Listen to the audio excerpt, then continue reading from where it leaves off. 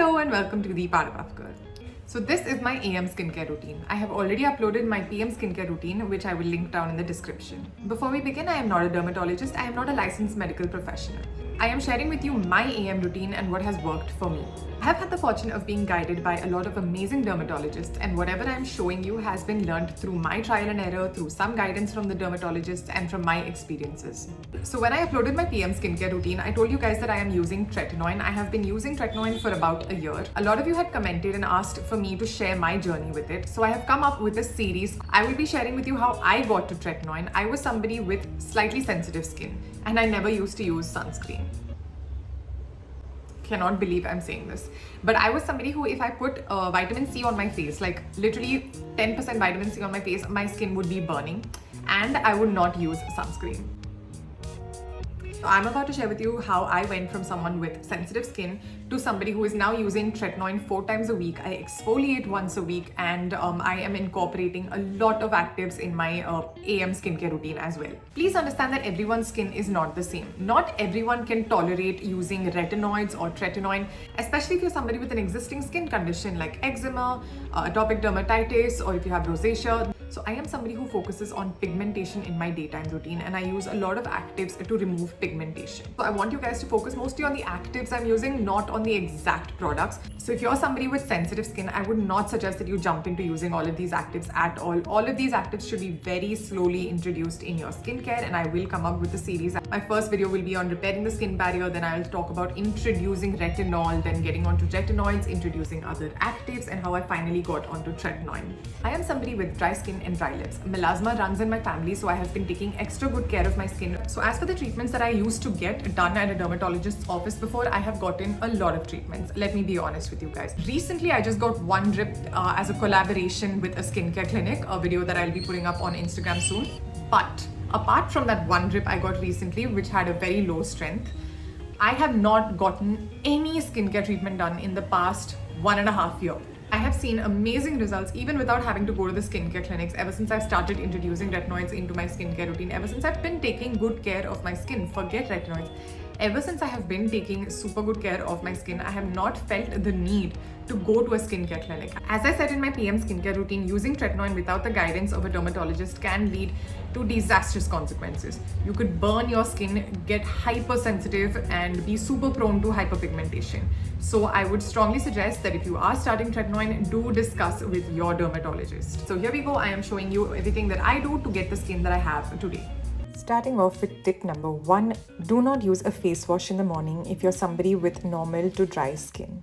Just cold water is more than enough. If you're somebody with very oily skin, then go in with a very mild face wash. If you're acne prone, it's better to use a clean, fresh t-shirt instead of the same towel every day. Avoid using fabric softener like Comfort, etc. if you're somebody who is prone to acne, as the fragrance may irritate your skin. Lastly, pat your skin dry, do not rub it. So I have switched out some of the products that I've been using in my nighttime routine just to try out the cheaper alternatives. I'll show you which ones. Step number 1, the toner. I do love the Tonymoly Mochi Ceramide toner, and I also love the Cosrx Ceramide toner. I'm working with the Cosrx toner for today.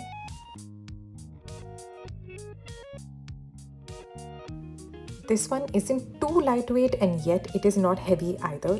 I love it for my mornings. I spread all the products down towards my neck.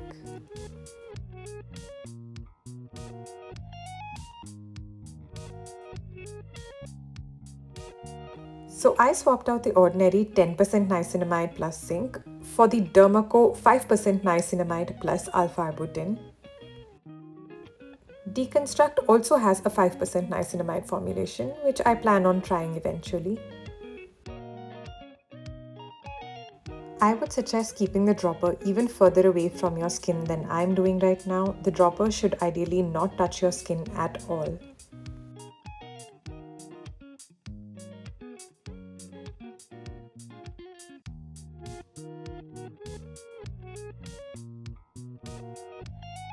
I've swapped out the ordinary multi-peptide plus hyaluronic acid for the Conscious Chemist 6 peptide complex. I will update you on this soon. I use just one pump of this product because when you layer too thick, the remaining products do not absorb into your skin.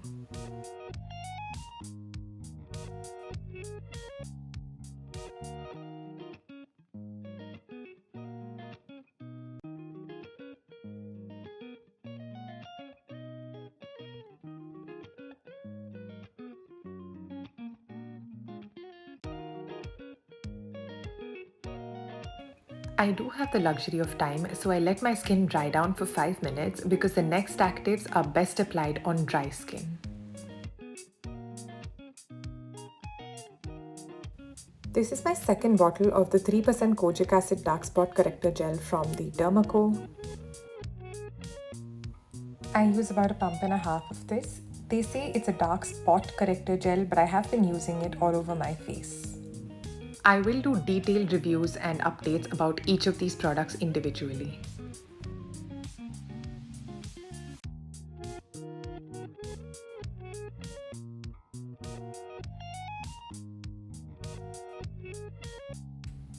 Some chemical sunscreens have caused these breakouts for me, but that's okay. We're going to use these to test the actives that I've been using and to see how fast these scars fade away.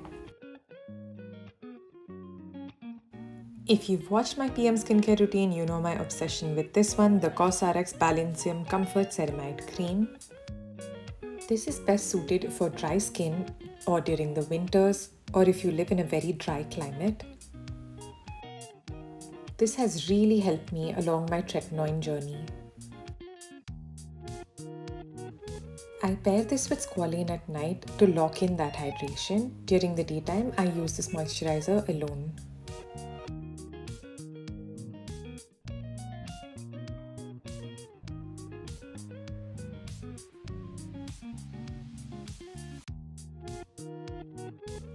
This lip mask has become a recent obsession. This is the newly launched Deconstruct Lip Sleeping Mask. I find that this is amazing. It has kept my lips super hydrated and I use this during the daytime too.